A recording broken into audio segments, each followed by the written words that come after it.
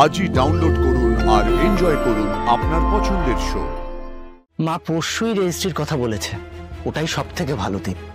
বিয়েটা ওই দিনই হোক। এটা তোমার জন্য। এটাকে আবার কোনো গিফট ভেবো না, এটা জাস্ট আমাদের এই প্রথম মিটটাকে মনে রাখার জন্য। বিয়ের অনেকদিন পর যখন আমরা পুরনো কথাগুলো মনে করব, তখন এই কথাগুলো মনে পড়বে। নাও।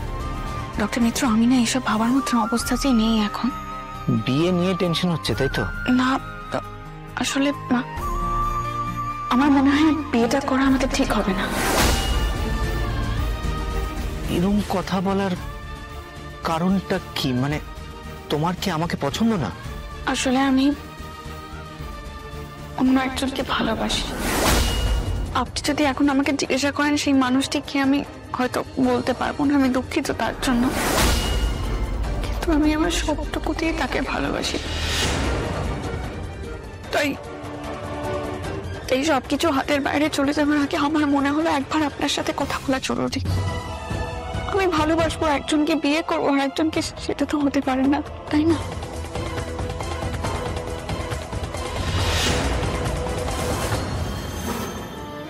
খবর না ইন্দলকে নিয়ে এই ক্যাফেতে এলো। ইন্দলি ভাই অফিসের সামনে এসেছিল কেন? কিন্তু আমাকে এই কথাগুলো বলার মানে কি? তুমি বিয়েটা করতে চাও না, সেটা তো তোমার বাবা মাকে বললেই পারো। আর আমি বুঝেই বা করবো কি? আমাকে হেল্প করতে পারেন আপনি? আপনি কি হেল্প চান আমার কাছে? আপনি এই বিয়েটাতে না করে দিন প্লিজ। আমার অনুরোধটা রাখুন। আপনি আমার এই উপকারটা করলে আমি সারা জীবন মনে রাখব, বন্ধু হিসাবে। বন্ধুও বলছো, আবার উপকারের কথাও বলছো। বন্ধু হয়ে সারা জীবন তোমার পাশে থাকবো অপর্ণা, কথা দিলাম। আসতে পারি?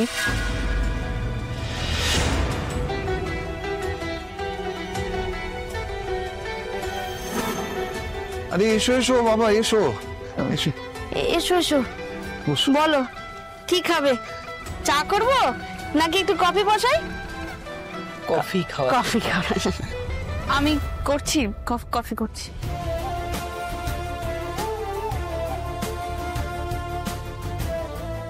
নিয়ে এসেছেন, এখনো সব শেষ হয়ে যায়নি।